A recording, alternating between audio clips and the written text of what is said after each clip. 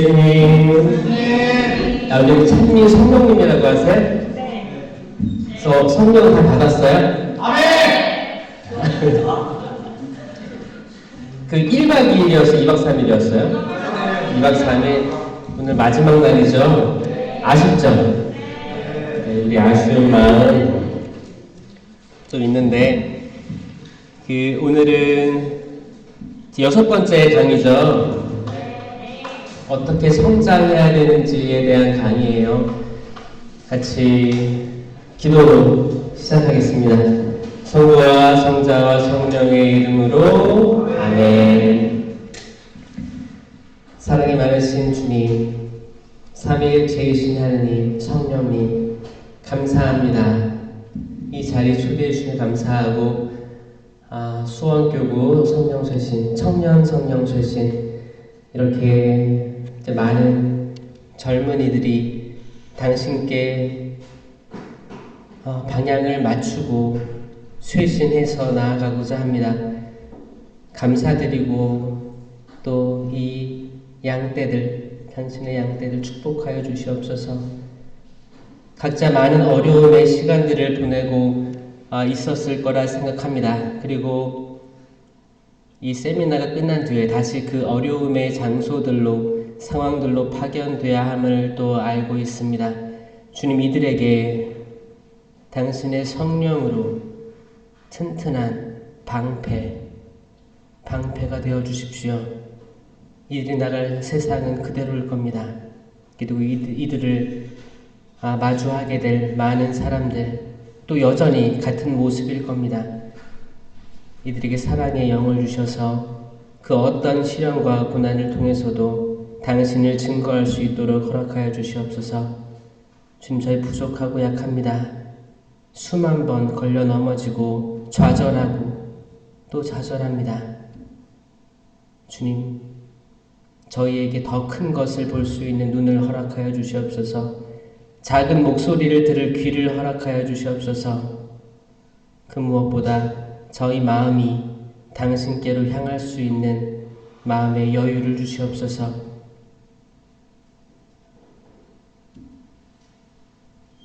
세상이 변화하는 것들이 너무 빠르고 뉴스에서 나오는 모든 것들이 혼란스럽기만 만들고 마치 희망이 없는 듯하게 보여질 수도 있습니다.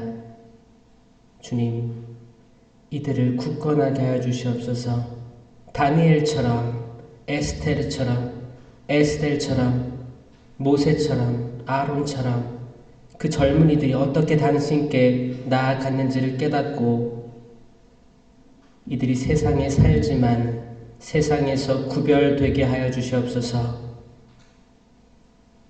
주님, 특별히 성령쇄신 봉사회 봉사를 하고 있는 친구들을 위해서 기도합니다. 이 성령 세미나 준비하면서 많은 어려움이 있었을 거라고 예상합니다.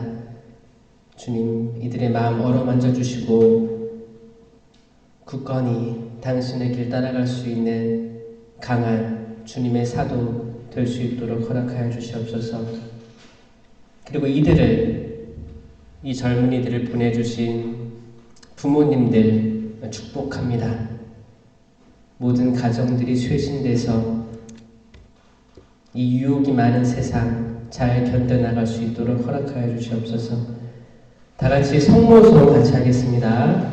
은총이 가득하신 마리아님 기뻐하소서. 주님께서 함께 계시니 여인 중에 복되시며 태중의 아들 예수님 또한 복되시나이다. 천주의 성모 마리아님, 이제와 저희 죽을 때 저희 죄인을 위하여 빌어주소서. 아멘. 성부와 성자와 성령의 이름으로 아멘. 반갑습니다. 저 김현우 바오르 신부고요. 인천에서 왔습니다. 여러분들은 다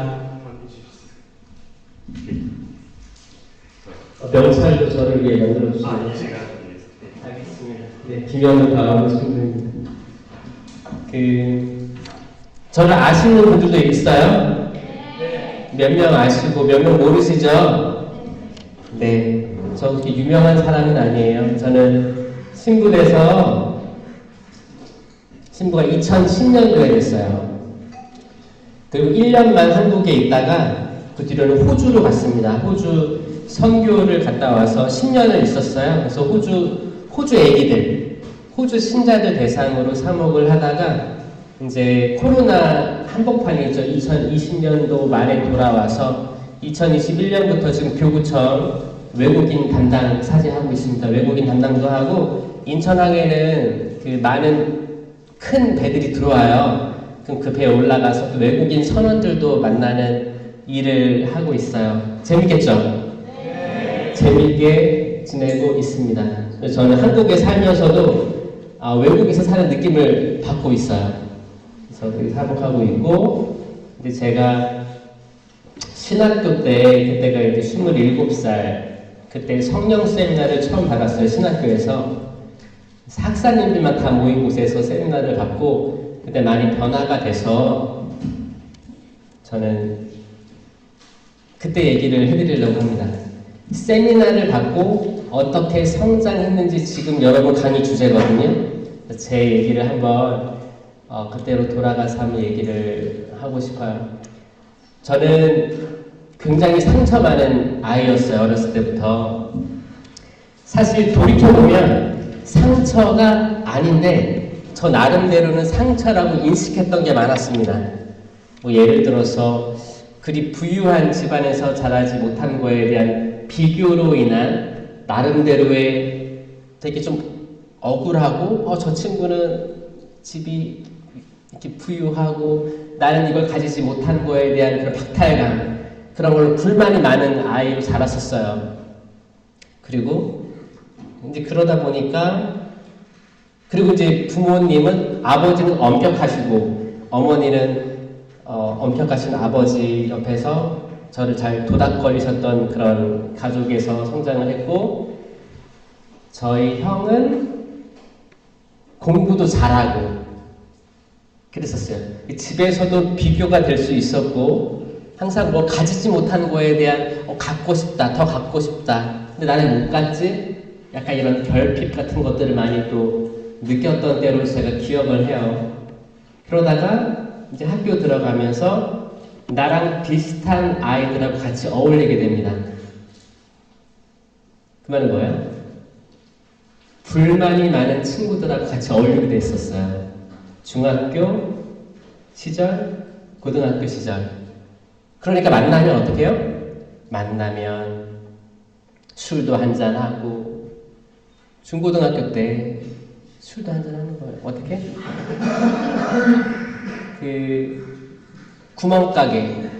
구멍가게를 뚫어요. 우리 친구들 중에서 누가 제일 늙어 보이지? 그래, 너가 가서 소주 한 병을 사와라. 돈을 100원씩 모아가지고 그때 650원이나 700원이나 하여튼 소주 한 병을 사오게끔 하는 거예요. 그래서 사서 눈 내리는 날 성당 귀퉁이에 들어가서 새우깡에다가 소주 한 잔씩 걸치면서 인생을 얘기했던 그때가 떠오르는. 하여튼 다 힘들었었어요. 제 주변 사람들이 다. 나름대로 불만이 있었고. 근데 생각해보면 그 나이 때 불만이 없는 친구들이 있을까 생각을 하는 거예요. 저는. 다 어느 정도 불만들 다 있지 않아요? 그런 것들을 겪었을 거라 생각해요. 전 그런 시절을 겪으면서 또 나름대로 잘 살고 싶으니까 복사단도 들어가서 복사도 하고 그런 걸 지내면서 살다가 고등학교 때는 아버지가 너무 싫어서 아버지의 뜻에 반대되는 일들을 많이 했습니다. 그 고등학교 들어가서 전 사물놀이패에 들어갔어요. 풍물패. 그때 이제 인천에 대건고등학교라고 가톨릭 학교가 있는데 사물놀이패에 들어가서 고등학교 1학년, 2학년 때까지 사물놀이를 열심히 했어요. 전국 대회도 나가고 지방 대회도 나가고 정말 몰빵한 거예요, 제 인생을. 왜냐면 제가 처음으로 그때 제가 정말 원했던 거를 처음으로 시도한 때였거든요. 계속 부모님이 시키는 대로 뭐하고 했었는데 처음으로 제 자유의지로 뭔가를 선택한 때였기 때문에 기뻤습니다. 열심히 했어요. 열심히 해서 기뻤습니다. 근데 그때 저는 포기를 해야 되는 게 뭐예요? 공부는 포기했었어요. 왜냐하면 사물놀이를 동아리 같은 거 하면 도시락을 일찍 까먹어요. 한 3교시 딱 끝나면 다들 화장실 가고 그러잖아요. 풍물패 하는 친구들은 점심을 도시락을 까먹고 10분 안에 까먹고 점심시간이 되면 다 점심을 먹잖아요. 도시락. 그때는 도시락이었어요. 저희들은 다 운동장으로 뛰어나가가지고 열심히 연습을 합니다. 열심히 연습하니까 땀이 젖을 거 아니에요. 땀 뻘뻘 흘려서 5교시가 딱 시작돼요. 그때가 항상 수학, 영어가 그 시간에 배치가 돼요. 5, 6교시 항상 그랬어요. 저는 5, 6교시 때 잤어요. 잤습니다. 맨 뒤에서 잤어요. 나른하기도 하고 이게 어떤 그 교과 과정을 잘 천천히 이수를 못했기 때문에 너무 어려운 거야. 너무 어려워. 잤어요. 포기했었어요. 근데 마음속으로 기도했던 건 뭐냐면 주님 저에게 이 1, 2년 제가 정말 지금 원하는 거를 하게 허락해 주면 3학년 때는 열심히 할게요 라는 마음속에 기도는 조금 있었어요. 그렇게 해보고 어떻게 되나 보고 싶었어요. 그리고 이제 졸업 공연이 있습니다. 고등학교 2학년 말에 졸업 공연에 이제 그렇게 엄격했던 부모님이 그 자리에 오셨었어요. 오셔가지고 그 확인하고 그래 이제 고3 때부터 그래 열심히 하고 근데 마음을 좀 먹었죠. 부모님은 제가 신학교 가는 걸 원했었어요. 어렸을 때부터. 어렸을 때 원했었는데 제가 계속 건너가는 걸 보고 이제 그걸 인내하면서 보셨던 기억들도 있습니다. 고3 올라가가지고 제가 맨 앞자리로 갔어요. 그 교실의 맨 앞자리로 가서 이제 뚫어져라 쳐다봅니다. 칠판을 뚫어져라 쳐다보고 저는 뭐 학원 뭐 이렇게 학습지 이런 것도 안 했거든요. 근데 공부를 하기 시작한 거예요. 안 들어오죠. 근데 매일매일 나아지는 모습들이 보여졌어요. 그리고 제가 그때 신학교에 한번 노크는 해볼 마음이 있었거든요. 노크하고 만약에 신학교에서 나를 안 받아주면 이 길이 내 길이 아니다 라고 깔끔하게 정리하려고 했었어요. 근데 한 번에 붙었어요. 그래가지고 제가 한 번에 너무 부족했지만 들어가게 돼서 일단은 제가 그렇게 신앙심이 많은 게 아니었습니다.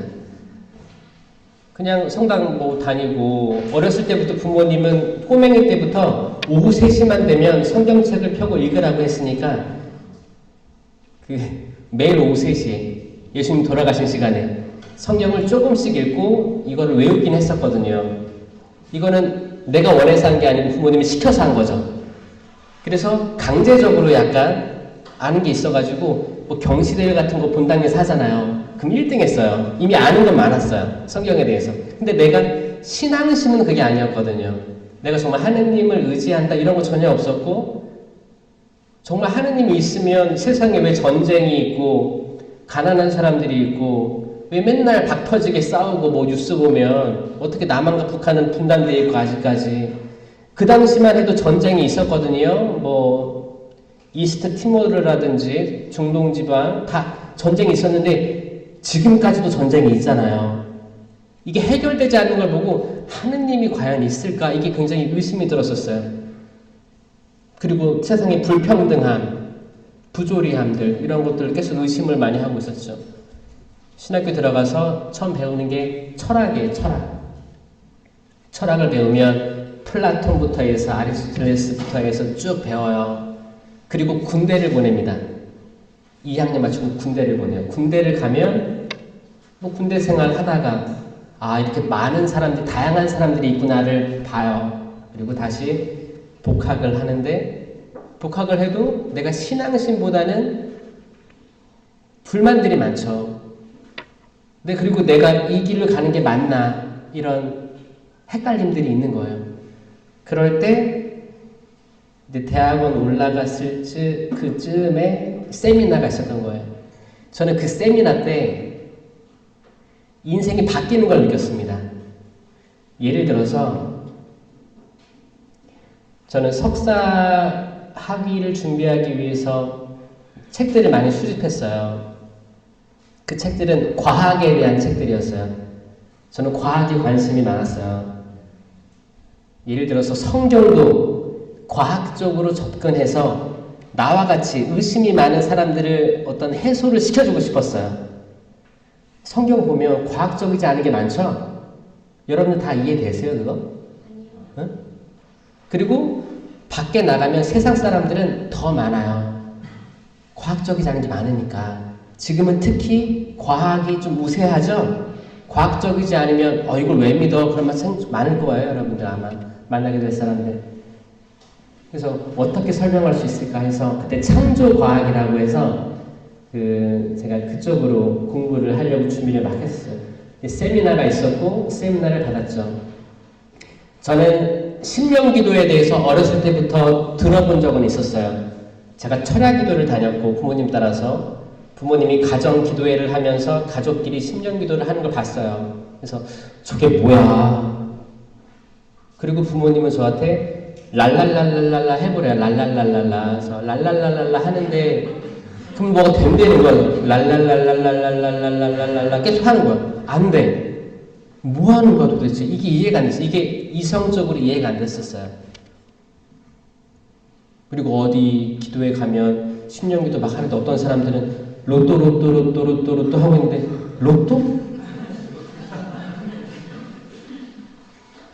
궁시렁 말랄라 따따따따따따 뭐 별로 소리가 다 있는 거야. 이게 불신이 되는 거야. 이게 뭐 하는 거야 이게 과연 있는 거야? 정신 나간 사람들 아니야? 이런 느낌이 많았어요. 야리야리 얄라리 다 들리죠 그거. 그런 소리들이 있는 거예요. 그래서 이게 과연 있는 건가 실제 하는 건가 이게 굉장히 의심스러웠어요. 그래서 이건 있었지만 정말 세미나 때 그런 일들이 벌어지는지 나처럼 의심이 많고 믿지 않는 사람들에게 그런 변화가 일어나는지 그리고 설령 신령기도를 한다 해도 사람이 완전히 변화되는지가 궁금했기도 했어요. 그래서 세미나 들어가서 약간 관찰자의 시점으로 봤습니다. 팔짱 딱 끼고 맨 뒤에서 이제 제가 그때 4학년이었으니까 후배들만 앞에 앉고 막 이렇게 했어요. 어떤 변화가 있지? 1강이 하느님에 대한 사랑이에요. 하느님 사랑. 하느님 사랑 때 우리는 창조에 대해서 배워요. 창조가 질서가 있어요? 없어요? 질서가 있게 보여요? 없게 보여요? 저는 질서가 없다고 느꼈었거든요. 왜냐? 첫째 날 빛이 있어라. 둘째 날 하늘, 바다. 셋째 날 땅. 넷째 날 해, 달, 별. 빛이 있었는데 태양은 넷째 날 만들어져요. 저 빛은 뭐야? 아니 순서가 없잖아요. 태양이 딱 떠야지 빛이 딱 뜨지. 빛이 빛이잖아요. 근데 첫째 날 빛이 있어라 했는데 그래 빛이 있었어. 넷째 날 해와 달과 별이 생겨. 순서가 안 맞는데? 그러니까 머릿속에 안 들어오는 거예요. 이게 되게 궁금했어요. 나중에 제가 이거를 느낀 건 뭐냐면 질서가 있더라 해요. 이 빛이 있어라 이거를 저는 빅뱅 우주론에 빗댔어요. 폭발이 있었어요. 이거는 지금 과학자들도 이거를 유지합니다. 이 가설을 유지하는 거예요. 이거를 더 능가할 만한 세상 창조의 가설이 없어요. 이건 세상 사람들이 보기에도 신앙인이 아니고 세상 사람들 빅뱅 큰 폭발 그리고 시간과 공간이 팽창하는 거예요. 팽창한다. 지금도 팽창하고 있다. 팽창 우주론이 지금도 우세합니다. 그러니까 지금도 허블 망원경으로 보면 새로 발견되는 별들이 있다. 이게 팽창 우주론의 근거가 되는 거예요. 그럼 만약에 이게 과학적으로 맞다면 그 빛이 있어라를 빅뱅에 대입을 해보면 빛이 있은 거잖아요. 펑 터졌으니까. 그리고 나중에 해달별이 생겨도 이상할 게 없는 거예요. 이렇게 대입을 해봤어요. 그래서 이 7일 창조 중에 앞에 3일, 뒤에 3일, 마지막은 쉬셨잖아요. 그럼 앞에 3일은 장소를 만들었구나. 공간, 우주가 만들어졌고, 둘째 날 하늘, 바다가 만들어졌구나. 셋째 날 땅이 만들어졌구나. 그리고 여기에 하나하나 심으시는구나를 깨달았어요. 넷째 날 그 우주에 해와 달과 별을 심으셨구나. 다섯째 날 하늘에 새와 바다에 물고기 만드셨구나. 여섯째 날 땅 위에 수만 그루의 나무들하고 집짐승, 들짐승, 길짐승 그리고 사람 만드셨구나. 일곱째 날 쉬셨구나. 이게 딱 들어오는 순간 저는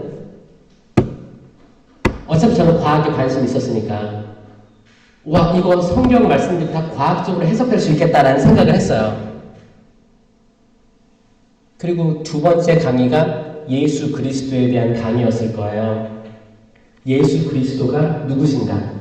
예수님. 아까 커다란 다미안의 십자가 있었는데 자 예수님이 매달려 가신 십자가가 있잖아요.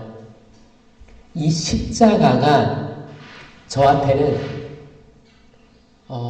고통의 상징이었어요. 어렸을 때부터 성당 가면 항상 십자가가 있는데 예수님이 이렇게 달려 계신데 여기 못 하나 발에 못 박히고 얼마나 고통스러울까. 또 옆구리에 뭐가 있어요? 상처가 있잖아요. 창으로 찔린 상처가 있잖아요. 얼마나 고통스러울까. 그러면서 내가 지금 가지고 있는 상처, 고난 이런 것들을 나도 예수님처럼 견뎌야 부활하는구나. 이런 믿음이 많았단 말이에요. 그래서 지금 아프지만 참아야 돼. 참다 보면 이게 터져요, 안 터져요? 터져. 근데 이게 싹 바뀌었어요. 십자가는 고통의 상징이 아니라는 걸 깨달았어요. 세미나 때. 팔을 벌리고 계신 예수님이 나를 안으려고 오는 듯한 느낌을 받았고, 그리고 창세기에서 읽었던 선악과 나무 옆에 있던 생명나무가 있거든요. 이 생명나무가 십자가 나무라는 거를 딱 매치가 되는 거예요. 내가 과거에 읽었던 게 지금 보이는 게 매치가 되면서 전혀 다른 쪽으로 해석할 수 있게 되는 거예요. 아, 이게 구원의 나무구나. 십자가라는 말하고 나무라는 말하고 옛날에는 같은 말로 쓰였습니다. 그럼 나무에 달린 열매, 생명나무에 달린 열매가 생명이구나, 생명. 이게 나는 길이요 진리요 생명이다. 나는 생명이다. 이 말하고 나는 생명의 빵이다. 이 생명의 빵, 그 요한복음 6장에 나오면 쭉 나는 빵이다. 생명의 빵이다. 나를 먹어야 된다. 계속 나오는 거예요. 이 생명하고 매치가 되면서 아 이게 십자가를 내가 두려워해야 될 대상이 아니구나를 깨달았어요. 그렇게 되면서 세상이 나는 부정적으로 봤었는데 내가 처한 상황들, 환경들, 그리고 분단된 이 현실들, 내가 이해하지 못하는 것들이 항상 저는 부정적이었어요. 근데 이게 한번 바뀌고 나니까 긍정적으로 보이기 시작하는 거예요. 다 그럼에도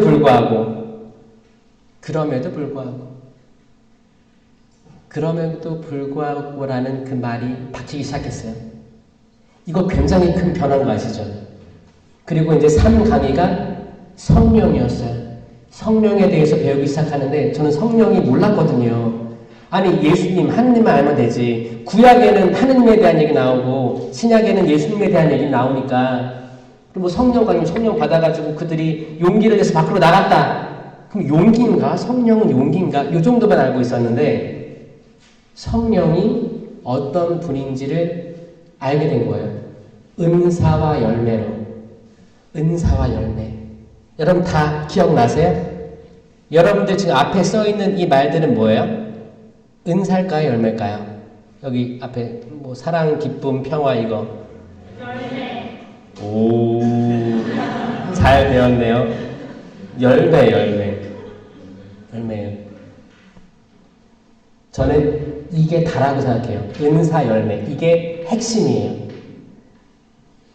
사도들이 예수님을 만났잖아요.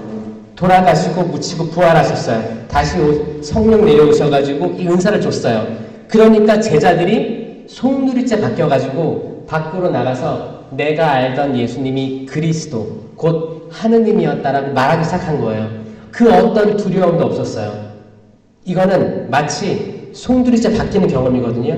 내가 지금 살아오는 게 의미 없어 보이고 실망스럽고 좌절하고 사기당해가지고 막 친구들끼리 배신도 있잖아요. 이런 속에서 너무 혼란스러운데, 그리고 성당 가도 재미가 없는 거야. 과연 이 친구들에게 신앙심이 있을까? 과연 세상 사람들하고 다를까라는 계속 의문이 드는데, 이런 것들이 시야가 바뀌면 바뀌는 거예요. 자, 여러분들 옆에 사람 한번 봐보세요. 옆에 사람. 저는 확신하건대 여기 있는 사람 중에 몇 명이 끝까지 갈 거라고 생각해요. 저는 여기서 인연이 있어요. 왜 적어도 여러분들은 지금 이 얼마나 소중한 시간이야. 이 시간 동안에 어디 가고 놀러 가고 이렇게 하지 않고 여기에 모여 있다는 것 자체가 하느님이 섭리하시는 거거든요. 다시 한번 보세요. 옆에 사람. 눈 쳐도 눈. 뒤에 사람 쳐도 뒤에 사람. 눈. 이목구비 잘 보세요. 얼마나 이쁘고 멋있게 만들어졌어요. 그쵸?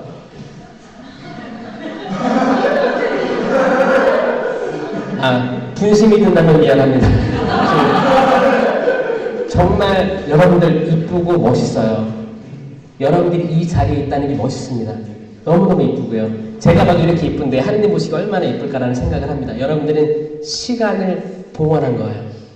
시간을 봉헌한 거고, 적어도 여러분들은 부모님이 여기 가는 걸 전 원했을 거라 생각하거든요. 나는 부모님이 반대하는 여기 왔습니다. 손 들어보세요. 자, 이분들 잘 기억해 두세요. 이분들은 조금 다른 차원의 사람들이에요. 더 하느님께서 뭐 은총들을 많이 주실 것 같은데, 왜냐면 대부분의 부모님들은 이런데 세미나, 뭐 교육 이런데 제발 가라, 제발 가서 변화되라 라고 보내는 분들이 많아요. 그리고 하느님 좀 만나라, 하느님 체험해라, 집에 있는 거 꼴 보기 싫으니까 가라, 뭐 이렇게 가면 뭐 사줄게, 이렇게도 꼬셔요. 그런데 저분들은 가지 마라 했는데 기억 온 사람들이죠. 하느님이 더 쓰실 것 같기도 하고, 여러분들에게 어떤 섭리가 있는지 계속 마음을 두고 기도하겠습니다. 아멘. 또 아멘도 잘하시네. 좋아요. 부모님이 가지 말라고 한 이유가 이런 건가요? 이미 다 체험을 다 한 사람 아니야? 그래서 성령에 대한 은사 열매에 대해서 알게 되고, 그 다음에 4강의가 뭐예요? 하느님의 선물을 받으려면 이거였어요. 그게 뭐냐면 어떻게 회개를 해야 되냐, 그거예요. 왜냐면 회개가 되게 중요합니다. 이 7주 강의의 중심에 회개가 있는 거예요. 내가 이제 삼위일체 하느님을 알았다면 진심으로 회개를 해야지 성령을 받을 준비가 된 거예요. 회개를 어떻게 하느냐? 10계명에 반대되는 것은 대죄를 지은 거고, 10계명에 반대되지는 않지만 내가 느낄 때 죄라고 느끼는 건 소죄라고 하는 거예요. 소죄, 대죄가 있는 거예요. 소죄는 미사 때 없어져요. 자비송을 바치잖아요. 주님 자비를 베푸소서. 그럼 신부님이 미사 때 사제경을 외워줘요. 그때 소죄들은 다 없어져요. 그러니까 사사로운 죄들은 다 없어지는 거예요. 그러니까 미사의 은총이죠. 그러면 고해성사를 왜 봐야 되느냐? 대죄 없어져요. 대죄는 10계명. 10계명은 우리가 기본적으로 신앙이면 다 알아야 되는데, 여기 혹시 다 외우는 분 손 내려보세요. 그렇게 번쩍 들었어. 나 못 외우고 있습니다. 그쵸? 못 외우는 분들이 많아요. 이거 여러분들이 어떻게 이제 성장해야 되냐면 이거예요. 기본적인 성당 교리부터 여러분들이 나 더 알고 싶다, 내가 더 알아서 바뀌어서 내 동료들, 나랑 같은 처지에 있는 사람들에게 알려주고 싶다라는 마음이 드는 거예요. 이게 어떻게 성장하려면 거예요. 앞으로 10계명 정도는 외워보면 좋습니다. 외워야 돼요. 외워야만 합니다. 이거 3개, 7개 나눠서 보면 돼요. 3개는 하느님에 대한 계명이에요. 한 분이신 하느님을 흠숭하여라. 하느님의 이름을 함부로 부르지 마라. 3번째, 훌륭합니다. 주를 거룩히. 이 3개는 하느님에 대한 계명이에요. 그럼 4번째부터는 이웃에 대한 계명인데 4번째는 부모에게 효도하여라가 제일 위에 있어요. 그만큼 중요한 거예요. 부모에게 효도하여라. 부모에게 효도 잘 하십니까? 이 계명을 안다면 할 수밖에 없는 거예요. 부모. 이거는 또 성령 7은 중에도 있어요. 효경의 은사라고 있습니다. 효경. 하느님에 대한 효인데 눈에 보이지 않는 하느님을 내가 그 효를 다하려면 눈에 보이는 부모님께 효를 다해야 되는 게 기본 상식이거든요. 근데 이게 안 되는 괴리감을 느끼는 분들이 있을 거예요. 전 세미나하고 부모님께 대한 제가 가졌던 억울함, 불만, 그리고 내가 마치 모든 것에 대한 피해자인 것 같은 그런 느낌, 착각, 이런 거였어요. 이런 것들을 내려놓을 수 있는 단초가 됐던 게 세미나였어요. 그래서 고해성사 때 부모님에 대한 죄를 많이 고했어요. 제가 항상 피해자라고 느꼈었는데 제가 가해자였습니다. 라는 고해를 했을 때 눈에서 눈물이 멈추지가 않았어요. 나는 항상 불만이 많고 이런 것들이 다 환경이 나를 이렇게 만들어서 나는 너무 훌륭한 존재인데 환경 때문에 내가 이렇게 무너졌습니다. 이거를 계속 내가 쇠뇌를 시켜왔는데 이것조차 잘못된 거를 고백합니다. 아버지가 세상에 없었으면 좋겠다. 어머니는 왜 그렇게 사나? 이런 것들을 생각으로 많이 했었거든요. 예전 어렸을 때. 이런 것들부터 하나하나 내뱉기 시작했어요. 죄송합니다. 부모님이 없으면 제가 존재하지도 않을 텐데 제가 세상에 태어나서 이런 다양한 경험들을 해보고 좋은 친구들을 만나게 되고 하느님께 나아갈 수 있는 모든 기회를 가능하게 했던 분이 부모님이고 이제 점점 나이가 드시고 늙어가시고 새치가 생겨가지고 어렸을 때는 아버지 흰머리를 뽑으면 10원을 주셨는데 이제 아버지 흰머리를 보면 100만 원이 되겠군요.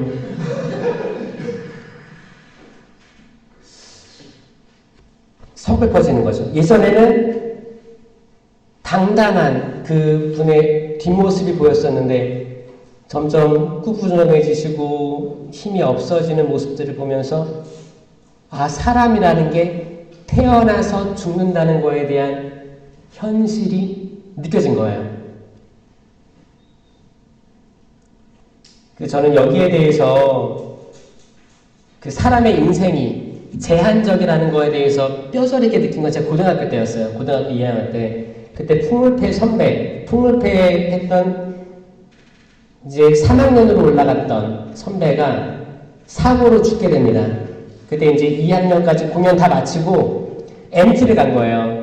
겨울에 MT를 갔는데 그 호수에서 이렇게 이제 뭐 젊으니까 뭐 술 먹고 이제 밖에다가 놀다가 갑자기 그날 굉장히 온도가 오르면서 그 얼음이 무너져 내려가지고 빠져서 죽었는데 이거를 구하러 동기 형이 또 갔다가 같이 죽은 사건이 있었어요.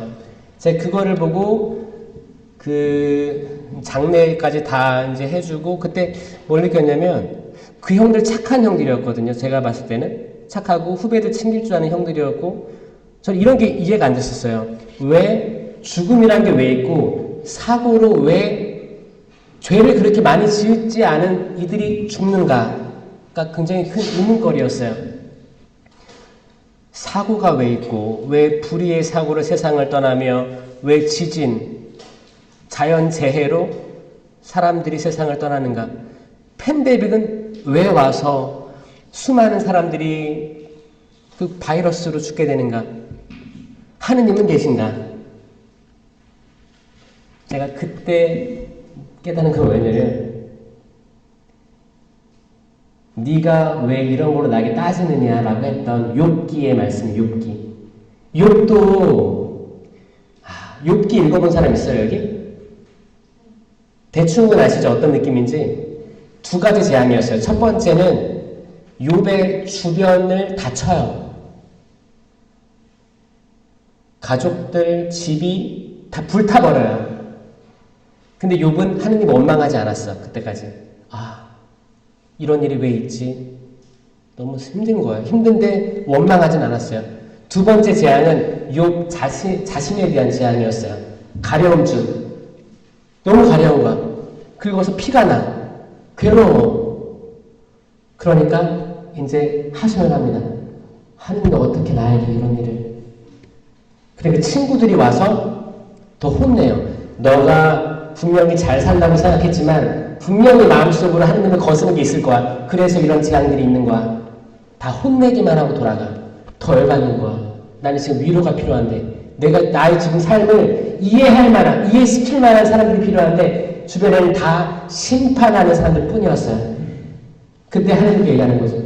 저한테 왜 그러십니까? 설명해 주십시오. 제가 이해할 수 있게 이 잿더미에 앉아서 당신께 하소연하니 제 얘기 들어주십시오. 그러니까 하느님께서 어떻게 해요? 세상 창조 때부터 모든 것들을 보여주시는 거예요. 내가 세상을 섭리할 때 너 어디 있었느냐 라고 부르시는 거예요. 욥이 깨달은 거예요. 나라는 존재가 아무것도 아니구나. 깨달은 이야기가 욥기입니다. 욥기. 여러분들이 세상을 살면서 세상을 어디까지 이해하고 세상을 떠날 것 같아요? 그리고 여러분들은 거기 생일이 언제 생일 뭐 10월에 있어요? 또 생일이 10월이에요? 기가 막히네. 계속 얼굴을 마주보게 되네. 자, 이게 또 오묘하네. 섭리예요. 여러분들은 생일을 알아요. 정확히 알아요. 생일 축하받고 싶죠? 자, 여러분들의 장래의 날짜를 아는 사람. 장례식. 상상할 수는 있어요? 나는 몇 세 정도의 장례를 할 거니까 몇 년도예요? 생각하는 사람 있어요? 없죠? 장례식에 대해서는 절대 생각 안 할 거예요. 젊으시니까. 근데 거기에 장담할 수 있어요? 제 동창 신부님이 35? 그 정도의 세상을 떠났어요. 갑작스러운 심장마비로. 저는 또 이것도 보면서 내가 살아가는데 사실 사람들은 살아간다고 표현하지만 난 죽어간다라고 생각하거든요. 태어난 건 확실해. 근데 언젠가 죽을 거야. 근데 몰라. 그럼 내가 어디로 가는 거예요? 살아가는 거예요? 죽어가는 거예요? 죽음으로 가고 있는 거를 내가 받아들였어요. 그리고 나는 그 시간을 몰라. 그러면 이게 약간 잔인하게 들릴 수 있지만 이걸 받아들이면 세상이 바뀝니다. 내가 유한하다는 걸 받아들이는 순간 나는 영원하게 되는 거예요. 신기하죠? 자, 삼위일체이신 하느님은 영원하세요. 태어나서 죽는 게 없어요. 영원한 거예요. 인간은 태어나서 죽어요. 유한한 거예요. 그렇죠? 그럼 영원한 존재들은 이 유한한 존재들에게 개입할 수 있어요. 차원이 다르기 때문에. 근데 유한한 우리는 영원한 존재들한테 개입할 수 없어요. 이 말은 뭐냐? 천사와 악마는 여러분 개입할 수가 있어요. 우리는 인식은 하지만 직접 볼 수는 없죠. 근데 이거를 아는 사람들은 영적 전쟁에서 승리합니다. 결국에 이겨요. 왜냐면 적을 알기 때문에. 내가 싸워야 될 사람이 내 가족이 아니고 네 옆에 있는 사람들이 아니고 내 직장 동료 사장이 아니고 내가 싸워야 될 적은 악이구나, 악마구나, 악령이구나. 이걸 깨달으면 나는 지피지기면 백전백승이에요. 세상 사람들은 이 악마의 존재를 모르기 때문에 지는 거예요. 적을 모르면 이길 수가 없습니다. 그래서 저는 그 악에 대한 존재는 이 성령에 반대되는 개념이기 때문에 저는 성령에 대한 인식, 이게 우리를 바꾼다고 저는 일단 첫 단추가 그거예요. 첫 단추를 끼면 여러분들은 이제 악의 활동들이 보이게 되는 거예요. 이게 시작이에요. 이게 견진의 시작이에요, 사실. 어렸을 때 견진 받으면 사실 성령에 대해서 인식이 별로 없거든요. 그래서 저는 계속 청년들이 성령 세미나 받고 견진 받기를 저는 원해요. 세미나에 대한 교육이 확실히 도움이 되거든요. 악을 인식하게 되고 성령을 인식하게 되니까. 이건 철학이고 신학이에요. 철학이면 신학이에요. 세상에는 두 가지 인식 개념이 있습니다. 첫 번째는 플라톤적 사고가 있어요. 플라톤은 이데아를 얘기했어요. 이데아. 이데아는 내가 눈에 보이지 않지만 뭔가 있다는 걸 믿어요. 그래서 가구를 만드는 사람이 의자를 만들어야겠다라고 생각을 하고 이데아를 떠올리고 여기에 맞춰서 만들어요. 그럼 만들면 실체가 형상이 되는 거예요. 눈에 보이는 이거고, 그 반대는 아리스토텔레스 개념이 있어요. 이건 뭐냐면 내가 지금 이게 보이니까 있는 거예요. 보이지 않는 건 일단 믿지 않아요. 의심해요. 이게 아래로부터의 영성이에요. 내가 눈에 보이고 만져주고 느껴지는 대상을 통해서 올라가는 거고, 위로부터의 영성은 아니야, 이데아처럼 뭔가 있어. 하느님이 있어. 성령이 있어. 그리고 밑으로 내려오는 영성이 있어요. 이 둘 다 중요해요. 여러분들은 어떤 마음으로 세상 살아가나요? 내가 눈에 보이고 만져주고 이런 실제들을 통해서만 파악하려고 하면 과학적인 사람이에요. 이성적인 사람이에요. 근데 내가 아니야, 초월한 뭔가가 있을 거야 로 생각하면 약간 추상적일 수는 있지만 이 기본적인 우리 시야를 넘어서는 거를 인식한 거거든요. 성령 체험은 여기에요. 이 이상적인 걸 체험을 하고 이제 우리 현실로 들어와야 되는데 이걸 어떻게 해야 되느냐? 어떻게 해야 돼요? 이 이데아를 끌고 내려와야 돼요. 여러분들 생각했을 때 젊은 사람들이 왜 성당에 안 나올까? 보여지는 게 없기 때문에. 지금 타로 카드 점을 보러 가면 확실하게 그냥 주어지잖아. 뭔가 본 사람 많아요? 괜찮아요. 여기서 가끔 뭐 이렇게 재미삼아 본 적도 있죠? 없어요? 있어요? 이제 또 연말 다가오고 연초 다가오면 또 이제 운세, 오늘의 운세 이런 거 장난으로라도 본 사람 있어요, 없어요? 그 고해 때 얘기했어요? 어제? 그쵸? 이밖에 알아내지 못한 죄에다가 다 얘기했죠. 이밖에 알아내지 못한 죄. 우리는 이밖에 알아내지 못한 죄에 대한 폴더가 있어요. 이거를 잘 못 꺼내. 근데 이거를 언젠가 꺼내게 되는 순간 여러분들은 정말 자유로워짐을 느낄 거예요. 용서받지 못하는 죄가 없습니다. 아멘? 아멘. 아멘. 다 용서받을 수 있어요. 결국에는 내가 나를 못 믿기 때문에 이런 죄 얘기하면 나 혼날 것 같아. 나 인상이 안 좋아질 것 같아. 내가 나를 못 믿어서 얘기를 못하는 거야. 하느님 앞에 용서받지 못하는 죄가 없어요. 이거를 다 쏟아낼 때, 그리고 안수를 받고 사람이 새로 나게 되는 거예요. 저는 세미나 받고 안수 받을 때 저는 벌러덩 쓰러졌어요. 세미나 처음에는 팔짱 끼고 뒤에서 여기서 뭐 하나 지켜봐야겠다 했다가 점점 빠져들면서 이 시간이 아까운 거야. 제가 유한한 존재를 깨닫고 내가 언제 죽을지 모른다면 지금을 열심히 최선을 다해서 살아야지 인생이 아깝지가 않은데 허송세월 보내는 게 너무 싫었던 거예요. 주님, 당신 만나고 싶습니다. 내년도 아니고 10년 뒤도 아니고 지금 당장 만나고 싶습니다. 마치 구약의 예언자들처럼 기도를 한 거예요. 그리고 남을 의식하지 않게 됐어요. 이 주위 사람들이 나를 아무리 판단한다 해도 그게 뭐예요? 다 부질없는 거예요.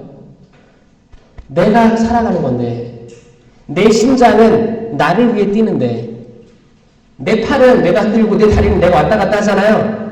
그 누구도 내 팔다리를 어디로 가게 할 수 없어요. 누구도 내 심장에서 흐르는 피를 받을 수 없어요. 내 심장은 나를 위해 뛰고, 심장이 뛰면 피가 한 바퀴 돌아요. 내가 움직일 수 있어, 생각할 수 있어. 나는 지극히 나예요. 하느님이 보시니 참 좋았던 나예요. 근데 언제부턴가 내가 남을 의식하기 시작하고, 남이 나를 어떻게 볼까?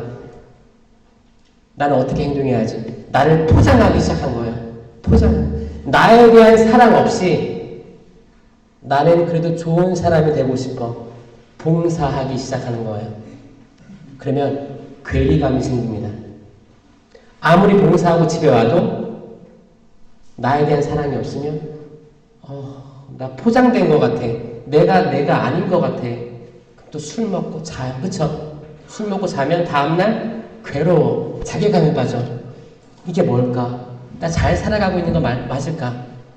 내가 가는 이 길이 잘 가고 있는 거 맞을까? 라는 생각을 하게 돼.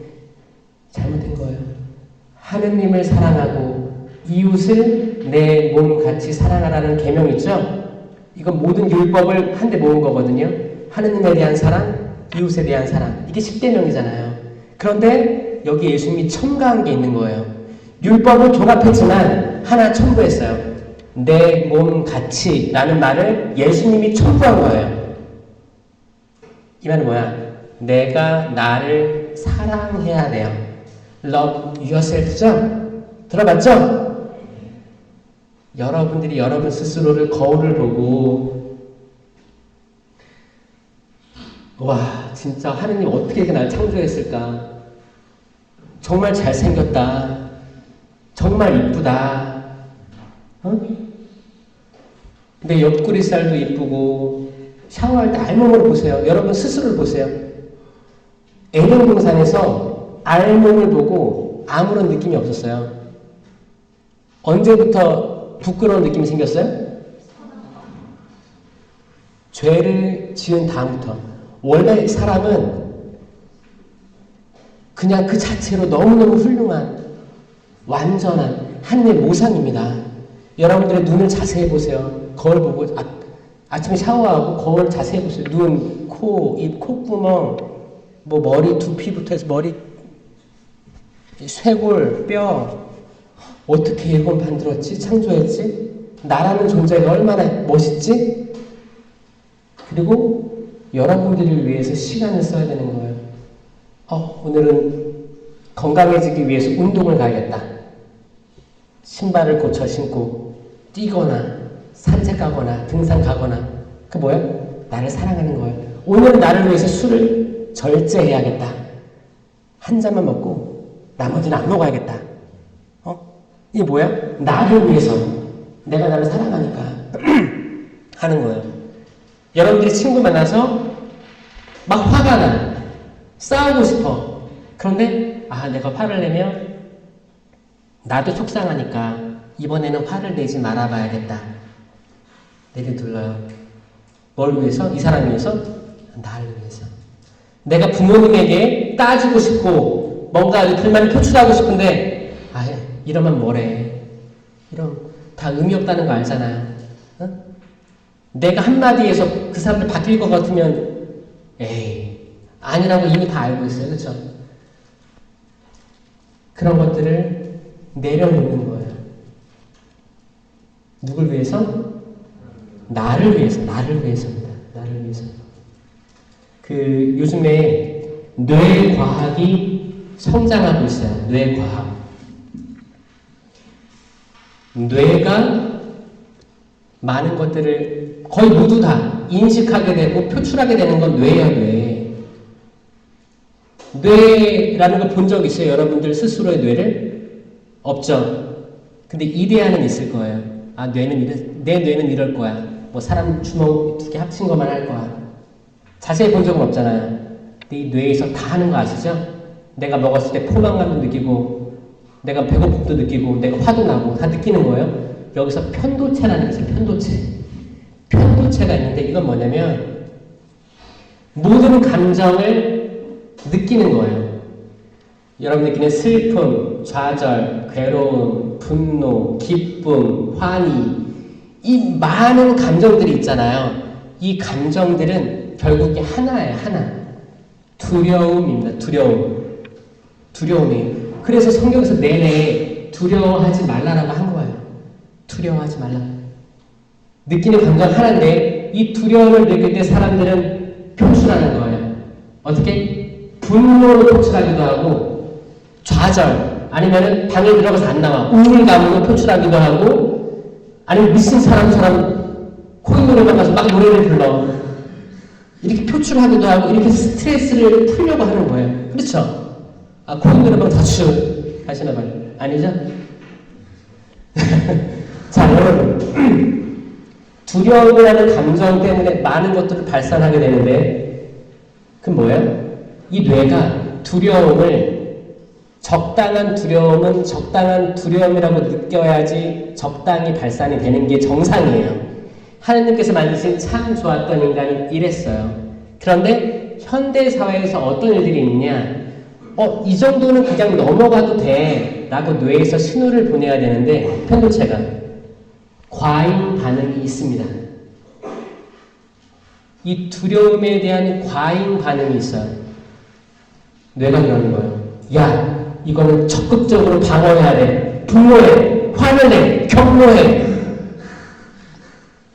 사실 일반적으로는 그냥 넘어가도 되는데 내가 지금 뭐 잘못 먹어서 작은 배탈이 났어. 통증이 있어. 근데 일반적으로는 이 정도면 자가 면역 반응으로 치유될 수 있어. 괜찮아, 넘어가. 라고 편도체가 안정시켜줘야 돼요. 근데 이게 과잉되면, 야, 너 지금 죽을 병 걸렸어. 병원 가. 링겔을 맞아야 돼. 너 지금 굉장히 우울한 거야. 지금 사람들 만나면 안 돼. 방에 숨어. 깊숙이 들어가. 굴속으로 들어가. 너 지금 이거 먹으면 안 돼. 너 단식해야 돼. 절제해야 돼. 아예 음식을 못 먹게 되는 상황까지 올 수 있어요. 이거 다 누가 한다고요? 뇌가 하는 거예요, 뇌가. 편도체 과잉 반응이에요. 저는 특별히 안수할 때 그런 기도 많이 하거든요. 이 형제, 이 자매의 뇌를 축복해 주세요. 지금 수만 가지 지식들이 그리고 공부하고 사회생활 하면서 쌓이는 거예요. 계속 유튜브 보고 뭐 미디어로 듣고 하는 게 백과사전보다 더 많은 정보들이 들어오는 거예요. 하루에도 수천 건, 수만 건씩. 뇌가 혼란스러운 거예요. 안정화시켜달라고 저는 기도하거든요. 그래서 어제 안수 받았죠? 근데 기가 막히게 안수는 전통적으로 머리에 하거든요. 여러분들 머리까지 축복받은 거예요. 뇌도 축복받은 거예요. 여러분들은 세미나 받고 어떻게 성장해야 되냐면 나는 지금까지 살아온 내가 바라봤던 시선이 부정적이었으면 긍정으로 간다고 믿어야 됩니다. 아멘? 아멘. 이거 아멘이라고 하는 이유가 뭔지 알아요? 일단 내가 긍정으로 가고 있다는 증거예요. 자, 아멘 해보세요. 아멘. 아멘. 처음에는 여기서 아멘을 왜 하는 거야? 이거 자체가 부정적인 거예요. 그렇죠? 아멘 한다는 거는 긍정적으로 바뀌는 신호예요. 여러분들 기도회 하면 손 들고 기도할 때 보셨어요? 이 손 들고 기도하는 건 왜 그런지 알아요? 이거의 시초는 뭐냐면 모세가 기도할 때 손을 들었어요.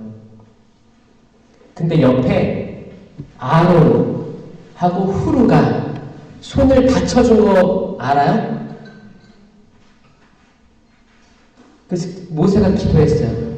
만약에 모세의 손이 땅으로 떨어지면 전쟁에서 지고 있었어요. 모세의 손이 하늘로 올라가 있으면 전쟁에서 이겼었어요. 그 얘기예요. 그 얘기하는 거예요. 여러분들이 손을 드는 것도 나 뭘 손 들어, 손 안 들 거야. 이 자체가 부정적인 거예요. 느낌. 그래, 한번 손 들어볼까? 그럼 일단 내 마음은 열리는 거예요. 자, 여러분들 마음 열리는 게 박수치고 기도하고 찬양하고 율동 따라하고 손 들고 아멘하고 이 세세한 거 이 기도의 산 자체가 여러분 마음 열라고 하는 거예요.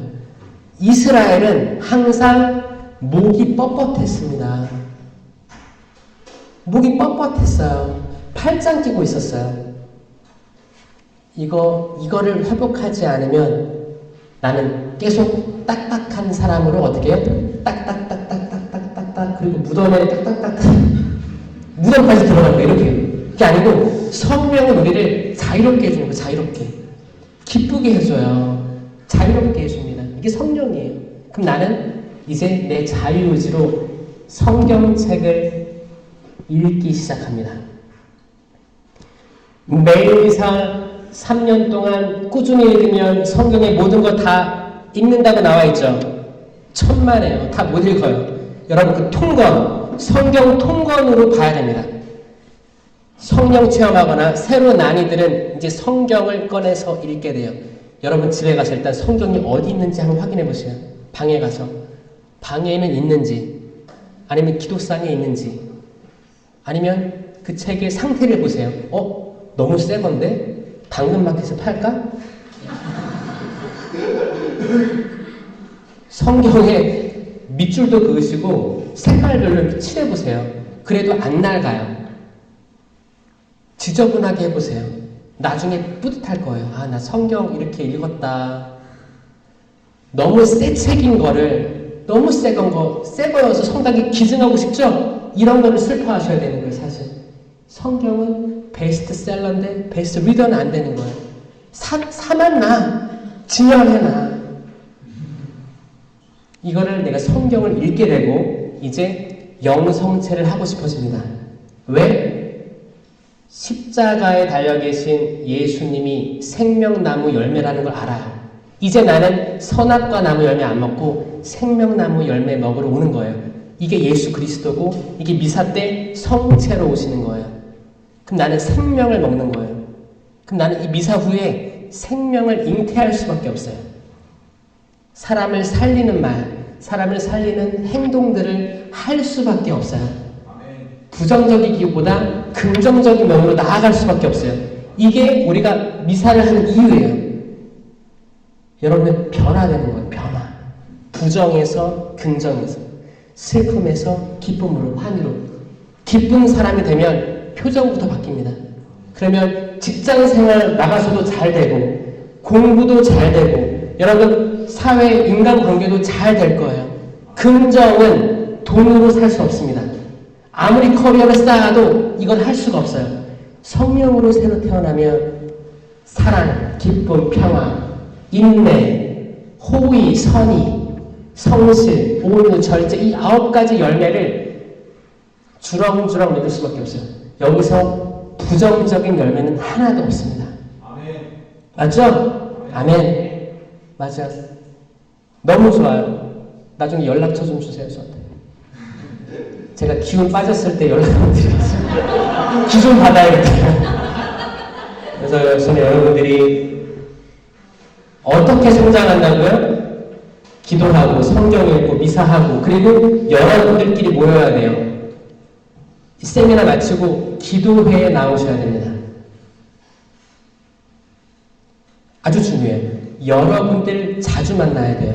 세상 사람들 자주 만나면 다 뺏길 거예요. 있던 것도 뺏길 거예요. 여기서 힘을 얻으셔야 되고 여러분들보다 먼저 체험하고 봉사하는 사람들이 있을 거예요. 여기서 저 사람들은 왜 이쪽으로 기도를 열심히 하게 됐을까를 물어봐야 되고 답을 구하셔야 돼요. 저는 여러분들이 마치 또 이리떼로 나가는 양떼와 같습니다. 양들끼리 모여야 돼요. 네? 여러분들 옆에 있는 사람들 잘 기억해 두시고 꼭 자주 만났으면 좋겠어요. 그러기 위해서 기도회에 나오는 장소가 항상 그 장소가 될 거예요. 거기가 다락방이 될 거예요.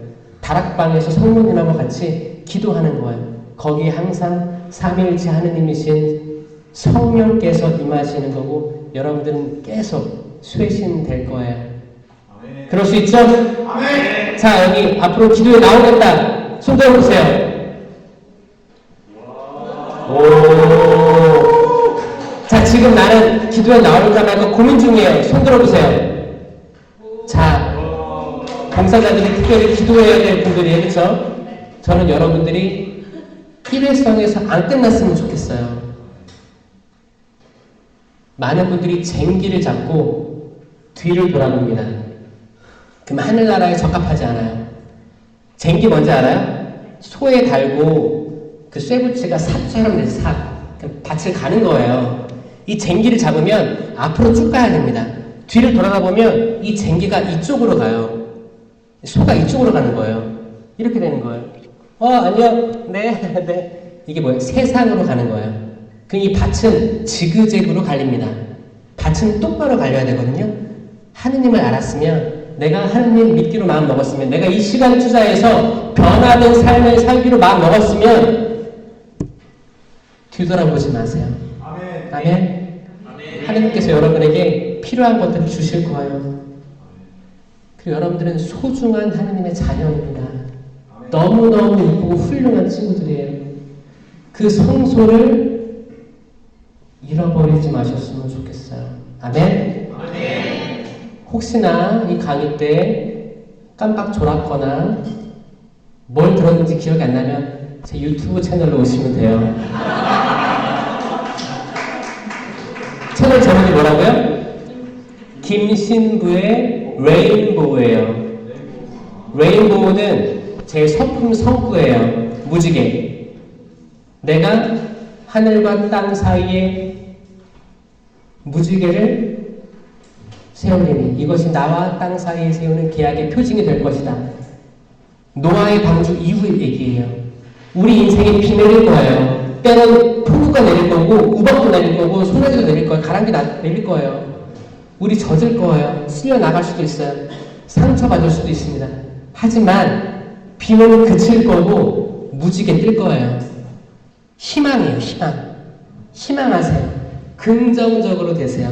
아셨죠? 네. 그래서 오늘 7강의도 들으시고 미사도 하시면서 파견하게 될 텐데 성령의 충만함이 여러분에게 새로운 삶의 이정표를 주시길 바랍니다.